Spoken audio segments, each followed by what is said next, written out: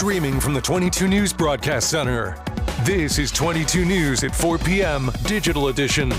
Hey, good Thursday afternoon, and thank you for joining us for 22 News at 4 o'clock. I'm Nick Oresko. We'll get to your top stories at 4 in just a moment, but always, let's bring in 22 News Storm Team meteorologist Brian Lapis to start things off with a look at traffic and weather conditions. Brian. Yeah, still windy today, but this is the last really windy day. And then tomorrow, a little bit of a breeze and a warmer day. Let's take a look at it with our 22 News Storm. Oh, we're not going to look at the weather first. We're going to look at the traffic first. And here it is. Actually, we're in good shape. Up and down I-91, no problems. And then the Pike is good from the Berkshires to the Worcester Hills. Let's take a look at the wind advisory now, if we can. There it is. Wind advisory in effect until 1 o'clock tomorrow morning. Hampden, Hampshire, Franklin, and Berkshire County.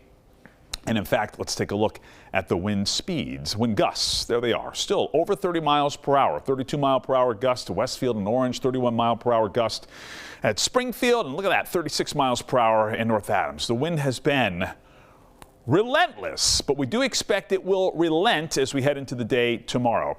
Temperatures, Nick was just asking, did we break 30 degrees? Well, at least so far this afternoon we have not. 29 Springfield, close, 28 Greenfield, 26 in Northampton, 27 Westfield and Orange.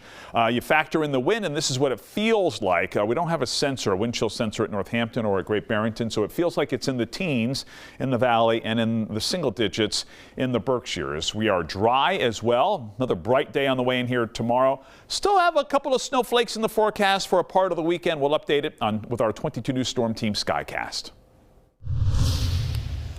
The nation stopped to remember former President Jimmy Carter today. Carter's state funeral was held at the National Cathedral in Washington, D.C. He died late last month at 100 years old. Carter won the presidency in 1976, but only served one term. His work after leaving the White House changed how the public thought about the post-presidency.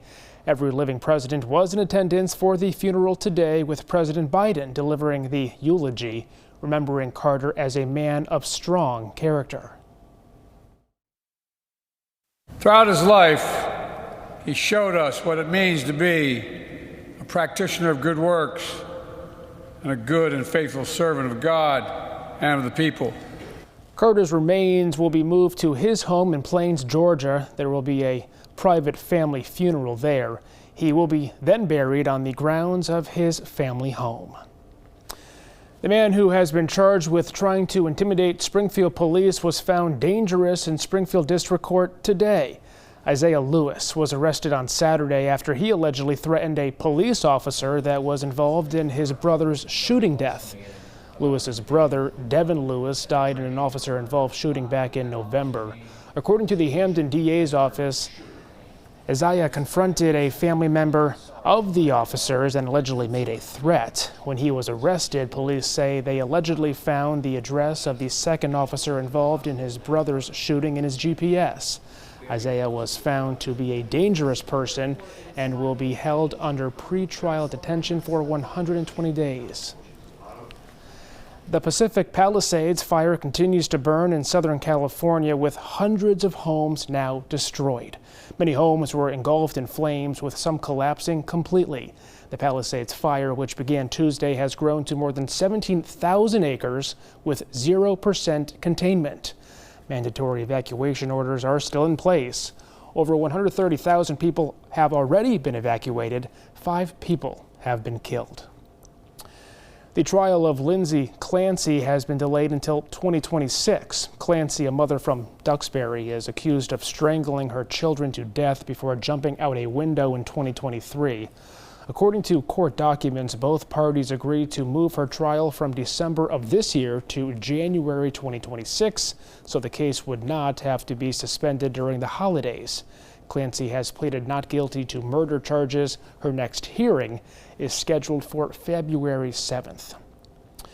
We've been talking about the potential for some snow this weekend, Brian. It looks like those snow chances are going down. Yeah, they are. And I do expect that we'll see a few flakes flying around, especially in southern Berkshire County and Hampden County, but we're not talking about the blockbuster storm that some people were chirping about earlier in the week.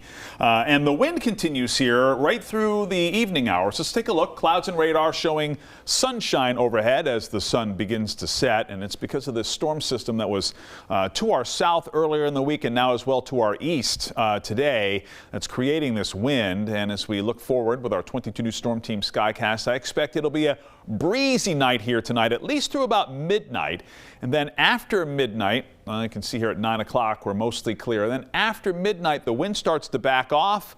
Skies will be mostly clear and temperatures will be in the teens here to start the day here tomorrow. And then sunshine, partly to mostly sunny sky here tomorrow. A little breeze out of the northwest, but we're not expecting wind gusts over 20 miles per hour here tomorrow. And then as you can see here, we've got plenty of sunshine through sunset. So again, a partly to mostly sunny day. High temperatures will be in the 30s we expect tomorrow, so we'll be above freezing.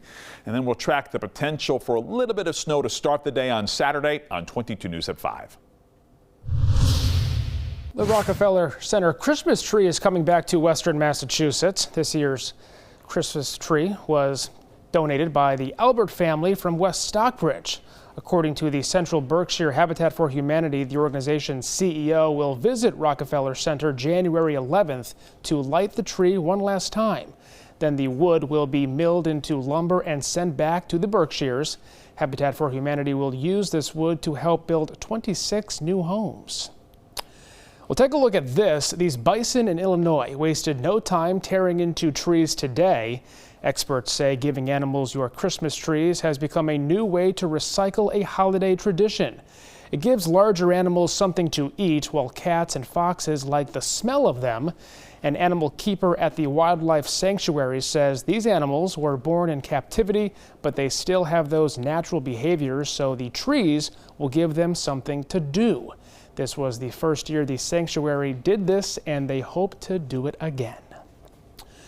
Tonight on 22 News, starting at 5 o'clock, a proposal in Holyoke that, if approved, would change the city treasurer to an appointed position rather than being elected. We'll explain what this process could look like. And at the State House, a bill that would make it easier for those convicted on nonviolent crimes to find a job. Also in Boston, Governor Maura Healey signing a new bill that would ban the sale of cats and dogs that are under 8 weeks old.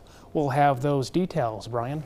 Traffic looks good as we start the evening commute. I-91 north and southbound, no problems. I'm not seeing any problems on the Mass Pike, and even in downtown Springfield, 391 and 291.